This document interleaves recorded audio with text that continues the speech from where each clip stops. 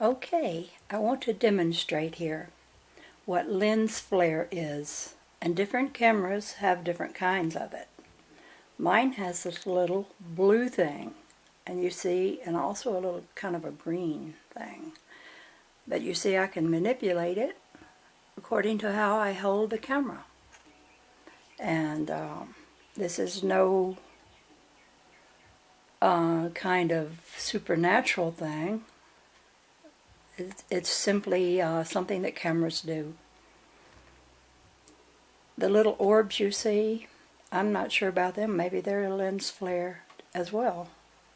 Although orbs is what I want to talk about and what I want to show you. Now, I have this video on, which I will turn on in just a minute. And I will take this marble, that is glass, and hold it between me and the light and focus up real close on the orb that it makes. And you will see there's a lot of activity. I will move it around a bit in the spectrum of light as it spreads out from the light to get various portions of it. But do not think of it as lens flare, because this thing that's green on one side and purple on the other, that is the lens flare. And I just want to make it clear so people will know not to confuse that with what I'm actually looking at. Now, more about what this is will be talked about by Gregg Braden, and I'll turn him on right now. In the hard sciences, physical sciences, the earth sciences. In the 60s and 70s, when I received that training, there was no room for the possibility of the kind of things that we're talking about now, the kinds of things that suggest that our inner world and our inner thoughts, feelings, emotions, beliefs in any way affect the world around us. And it was through direct experience. What I began to understand was that this is the great secret that everyone knows except us in the West. Almost any other culture that we go to, from the monasteries in Egypt and Tibet and India and Bolivia and Peru, the indigenous traditions, little villages in the Andes Mountains, they all know that there is this experience that we can have inside of our bodies that affects our world in some way, and our science simply has not allowed for that historically. Well, I was trained as a scientist, and I was trained to look in the world around me for my answers, so I began to go to these places. I began to go into the monasteries, all the places that I mentioned. And it was through the direct experience of sitting in the presence of people who have lived and practiced the kinds of traditions, Louise Hay and the other authors I'm so blessed to be sharing this stage and this information with, that they teach about. And what we begin to understand is that this is the place where science got it wrong. Two places, two assumptions that science has made, modern science. And they're coming full circle and correcting that now. But the first one is that the space that we believe is empty is not really so empty. It's full of a living essence. I'm moving this around in that space. Number one. And number two, the fact, and it is a fact now, that we may have experiences inside of our bodies that influence the world beyond our bodies through the conduit of what's in this space. So it was in going into the monasteries and the nunneries and speaking with the indigenous people, looking at them eye to eye, heart to heart, God to God, and I could say to these people, when you just performed that miracle, when you just performed that miraculous healing, what is it that you did inside of your body to make that happen? And if I didn't understand what they told me, I'd ask them again and again and again through the translators until I understood that they were creating an experience, producing an effect inside of their bodies that my science never told me was possible or existed. And that was the path that led me. I just want to emphasize, science is good.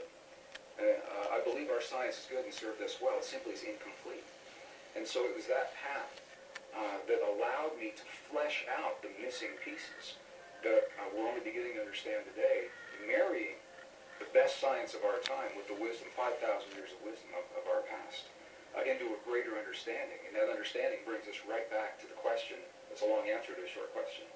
But it brings us back to where we're only now beginning to understand that there is something that we can do in our lives that influence not only the physical body, ours and those of other people around us, but literally influence the physical reality of our world, and that changes everything. It changes everything that we in the West believe about ourselves. So as a scientist, I've also come to understand this is a very different way for many people to think about themselves and their world. And I've found that there's a learning curve that our audiences and our friends and families and coworkers in my career at the Water Fountain, this is not something that people typically talk about in a technical organization. They don't wake up in the morning and say, what kinds of feelings, what kinds of dreams, what kinds of healings did you have over the weekend? And they're talking about who won the football game and who won the lotteries. But this is where it brings us, the relevance in our lives, because we all are having experiences every day. Whether we are consciously aware of it or not, those experiences are physically affecting our bodies and our world. What Western science now is beginning to understand, only in the last years of the 20th and now the first years of the 21st century, it is now a scientific fact that the space between things is anything but empty. It is full of a living, pulsating essence that is so new, scientists have yet to agree on a single term. Some are calling it a quantum hologram, very technical sounding name. Dr. Edgar Mitchell, the former Apollo astronaut, had the honor of sharing a stage with him a number of times. He calls it nature's mind. Stephen Hawking calls it the mind of God. Others simply call it the field. In 1944, the father of quantum physics, Max Planck, identified the existence of this field, and he called it the matrix.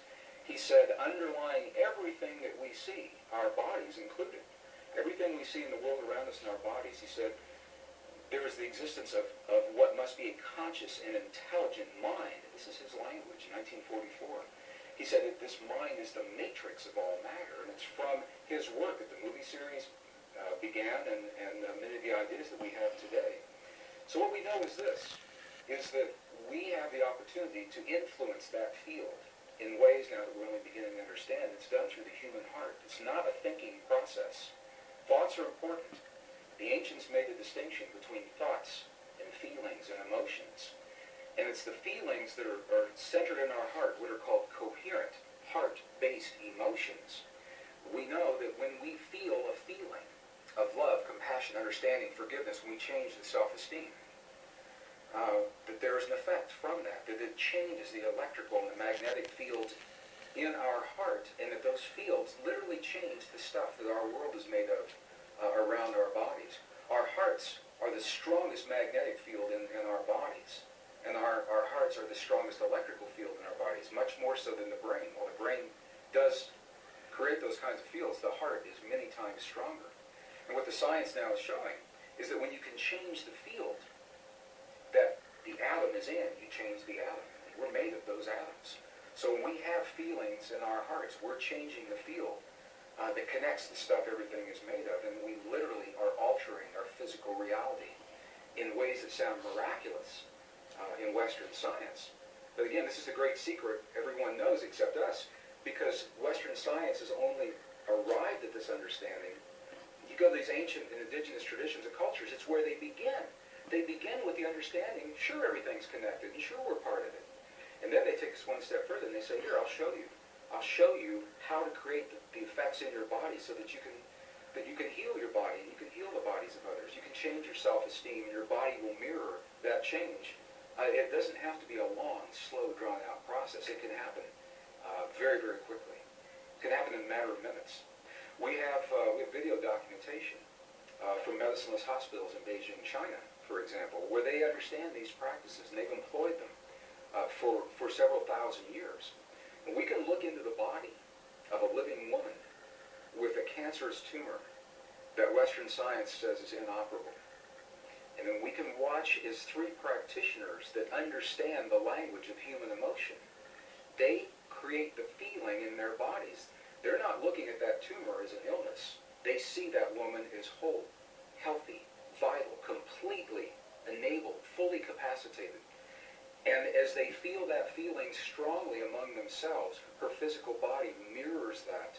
And we can see it through sonograms. We can see that tumor disappear in less than 3 minutes. And that's how quickly reality can change. And this is where the disconnect comes in with Western science. Because I've shared this information with scientists and medical doctors all over the world, and they said, wow, it's a miracle. We're going to have to come back and study this, and we will as soon as we find a cure for cancer, or as soon as we find the cure to cure on a mechanical level, what they see as a mechanical process. And what we now know is our physical body is the outpicturing, is the mirror of something that is not so physical. And this is where science now is only arriving. The three practitioners in the Medicineless Hospital in Beijing did not judge that cancerous tumor. They didn't judge it right, wrong, good, or bad. They said it's a quantum possibility, and there are many possibilities. Of course, this is just one. They said, now we're going to choose another one. But this is subtle and very, very different way of looking at things, because they acknowledge what is and invite a new possibility rather than having a charge on what is there and feeling that somehow we have to manipulate or cut out, in the case of a tumor, or change, hammer the physical reality into submission. What they're doing is acknowledging that moment, that example, and they're changing it on the level of what we call the quantum blueprint. They're feeling the feeling as if another possibility has occurred, and in doing so, allowing that possibility to replace the one that exists without judging the one that exists.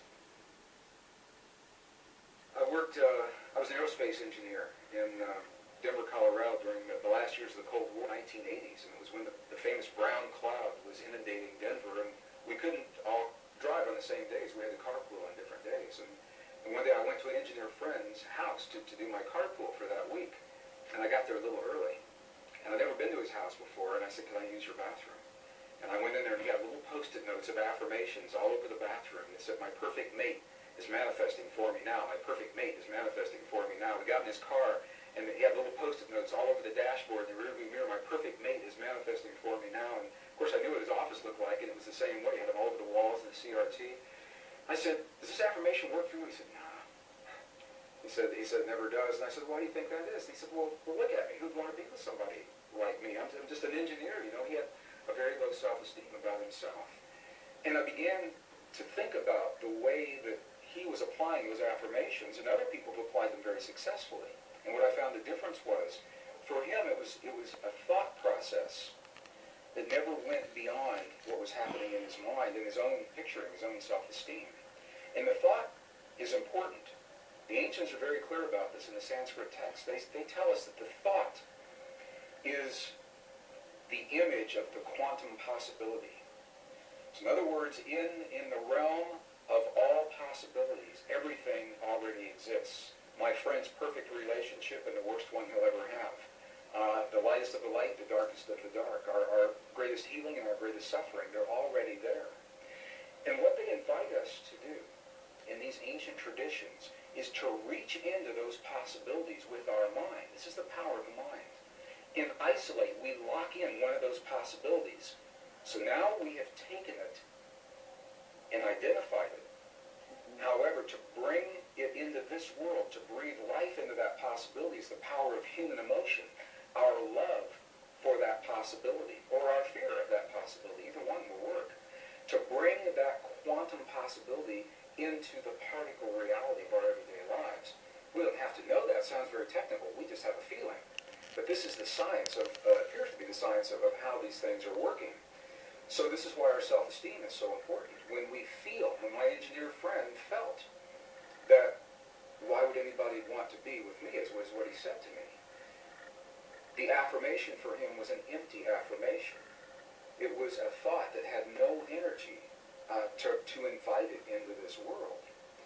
And an example of just the opposite of that is I know of other people who have simply made a list of all of the attributes of a perfect partner in life, because this is what many people, I'm using as an example. It works in healing, it works in peace, but we're talking about relationships.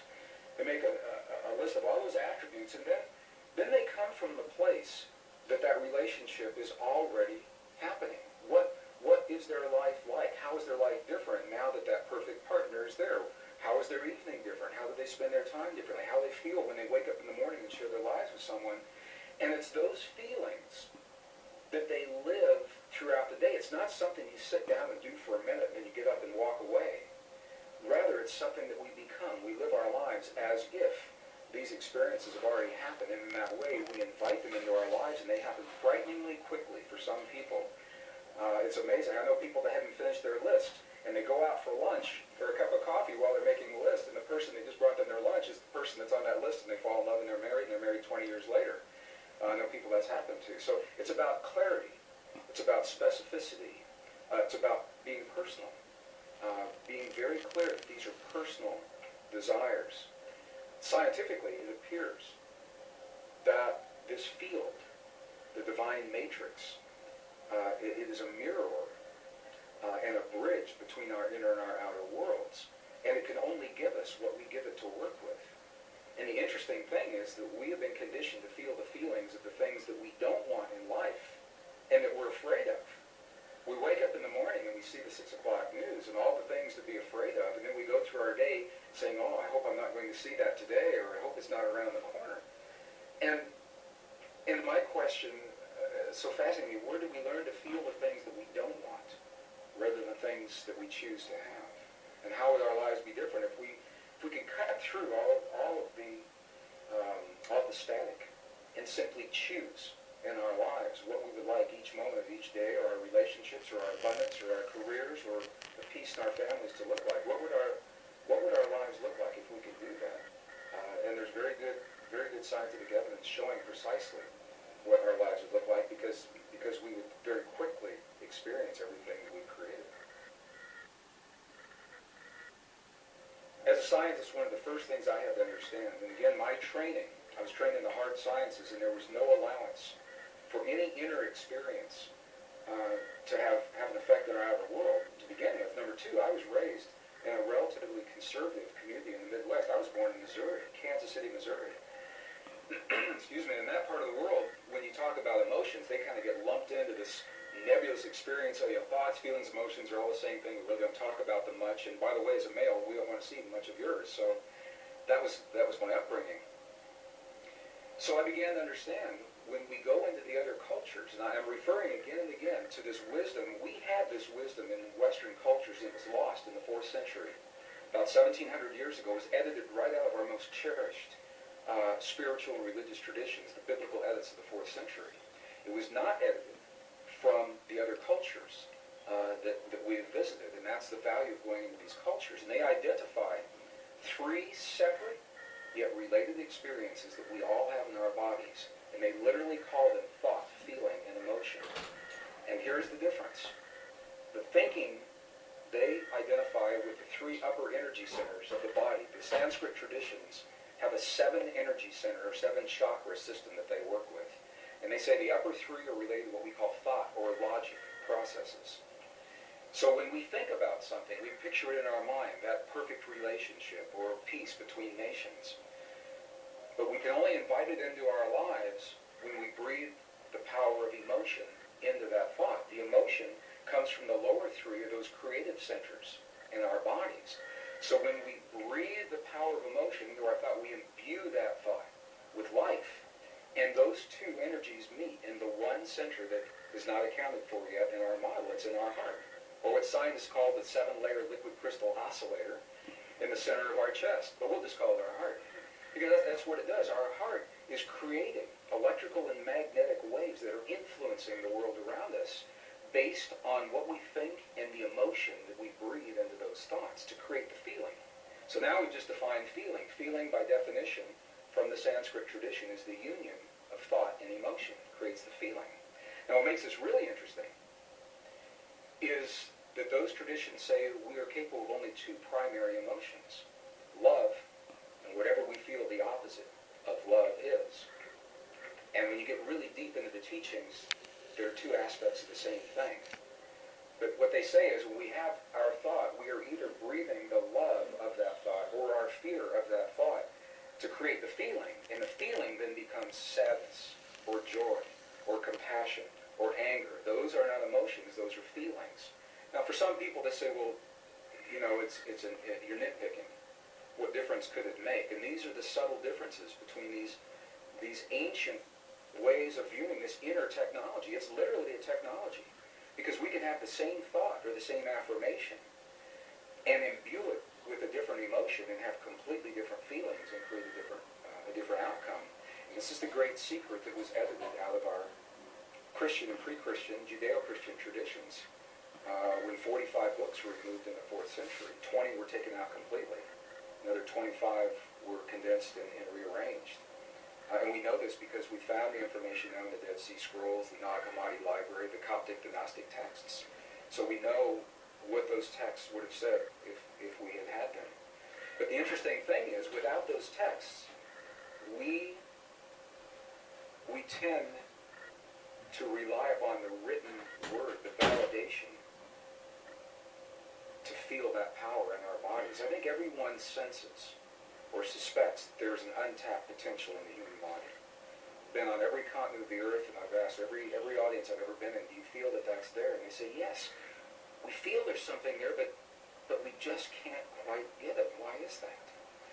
So we have a feeling that there's more to us, but we rely on a written validation in a 5,000-year-old text or a scientific study to tell us that it's true. And this is, I think, the value of going into those texts is we get to see the words that literally say, in the Gospel of Thomas, the lost Gospel of Thomas, it literally says, when these two become one, when thought and emotion become one, then you'll say to the mountain, move, and the mountain will move. And I used to think that that was a metaphor. And I now have seen enough to know that moving a cancerous tumor inside the body of a living woman, that's moving a mountain to me. And it's all done from marrying thought and emotion together. In 1998, I had my first journey into the highlands of central China and Tibet. And it was during that time we were given a personal audience with an abbot. It was an elderly leader of a particular sect in the monastery. And this abbot passed just a couple of years ago, so I'm glad that we spoke with him when we did. And it was this man, I asked the question that I asked every monk, every nun, I asked the shaman in Peru and Bolivia, and I had the clearest response from this man. And I asked him a question, I said, when we see your prayers on the outside, and we see you in the chanting hall for 12, 16, 18 hours a day, and we see the bells and the bowls and the mudras and the mantras and the gongs and the chimes and the incense, when we see your prayers on the outside, I said, what are you doing on the inside? And this was the man who looked at me and said, you've never seen our prayers, because a prayer cannot be seen. He said, what you see are the things we do to create the feeling in our body, and the feeling is the prayer. And then he turned the question on me, and he said, how do you do this in your culture? Through a translator. And I began to think about this and realize that when we lost the words in our most cherished spiritual traditions that tell us that feeling is a language that speaks to our bodies in this world, and we lost the words that validated that, we began to think that the words themselves were the prayers, and if we say, or the affirmations, and if we say those words the right number of times, the right time of day or the right time of year, that we've said our prayer or our affirmation, and then if it doesn't work, we get frustrated, and we say, well, my prayer didn't work, or my affirmation's not working for me, because we lost the link with feeling and emotion.